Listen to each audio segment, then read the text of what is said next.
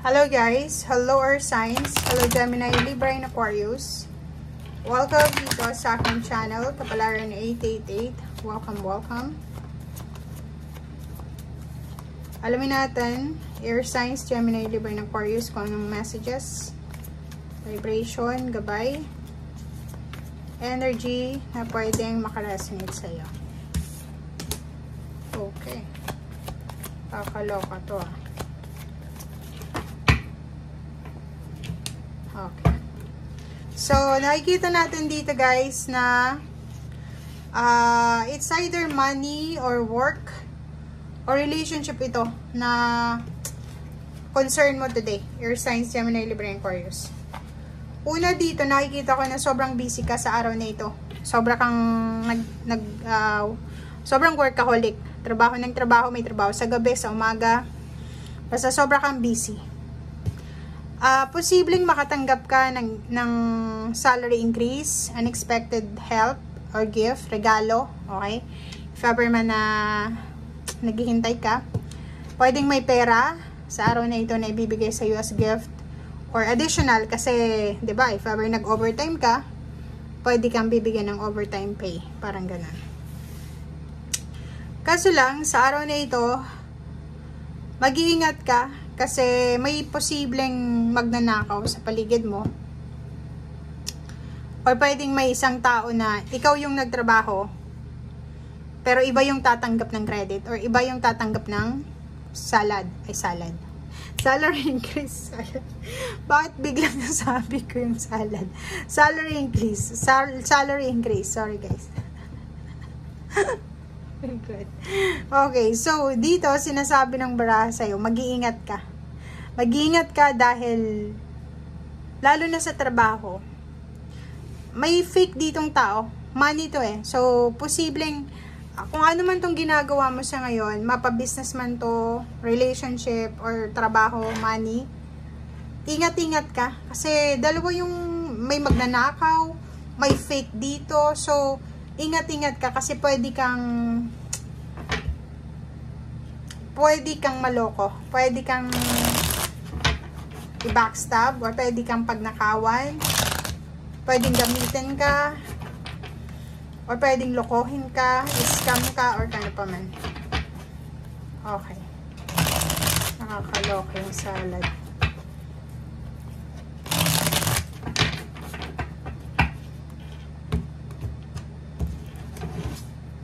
Okay. 8 of Pentacles, trabaho.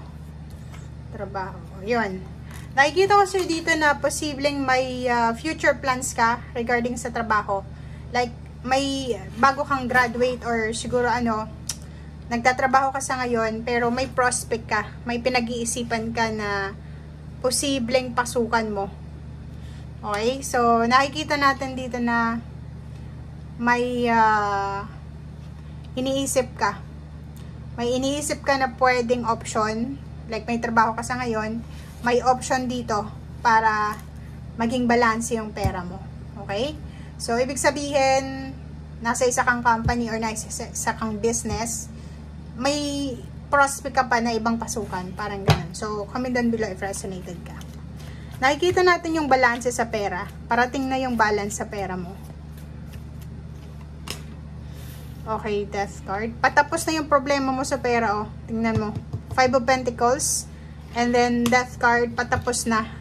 Patapos na yung paghihintay mo. Wala na yung panghihinayang mo. Kasi, nakikita natin may parating dito eh. May parating na bagong trabaho. May mag-o-offer sa'yo ng bagong trabaho. Mataas yung sweldo. And, magkakaroon ng balance eh. Okay, so yun yung focus mo sa ngayon. Or yun yung kailangan mong bigyan ng focus. 'Di ba? So, nakikita natin dito guys na maraming magagandang mangyayari sa'yo sa buhay mo for the next few months regarding money.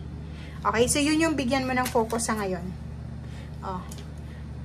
Huwag mo nang i-overthink yung mga nangyari sa past. Or huwag ka nang mag-overthink. Huwag mo nang isipin yung mga bagay-bagay na hindi mo nakuha.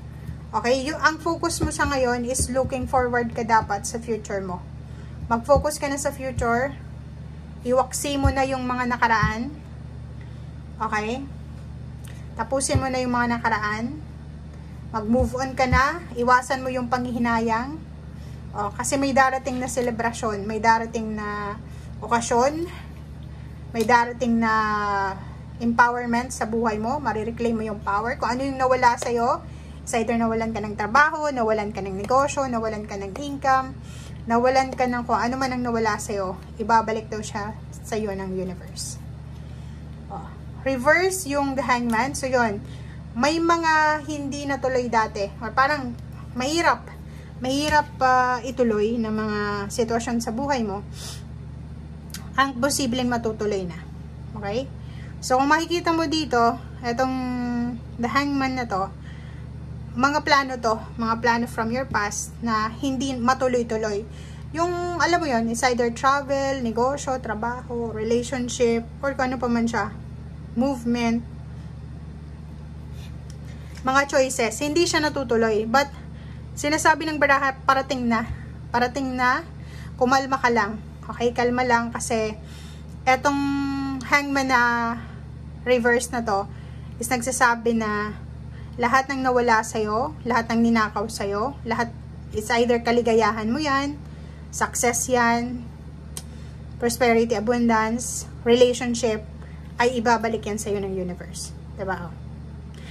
Ace of Swords, sinasabi na maraming good news na dapat mong paghandaan. Okay? Alisin mo yung mga bagay-bagay na kinakatakutan mo. Alisin mo yung mga unrealistic goals. And magplano ka. Ayusin mo yung planning mo habang hindi mo pa nakukuha kung ano itong minamanifest mo. Magplano ka na. Nakikita ko na may posibleng magpo-focus sa pag-aaral. May magpo-focus sa negosyo. Meron silang kailangan bigyan ng atensyon. Kasi parang nakikita ko siya dito, masyado kang takot subukan. Okay? So, wag kang matakot. Kalmahin mo lang yung iyong emosyon. And yun. And may iba dito na parang tinatamad. Tinatamad sila. Wag kayong tamarin. Okay? Kailangan, go lang ng go. Kung ano yung ino-offer sa'yo ng universe, i-grab nyo yung opportunity na yan. Kasi, ang universe, hindi naman yan yung parang i-offer sa'yo lahat everyday. May mga pagkakataon na ibibigay sa'yo yan, pero hindi sa lahat ng oras aantayin ka niya. Okay? Kaya nga yung sinasabi ng baraha sa atin na kailangan nating maging open sa mga possibilities and make sure na handa tayo. Diba? Handa ka sa kung ano man ang mga blessings, biyaya na dumating sa atin. And wag nating kakalimutan na maraming tao yung may gusto kung anong meron tayo. Okay? So, kailangan mong i-grab yung opportunity na ino-offer sa'yo ng universe. Okay? Thank you guys. Bye!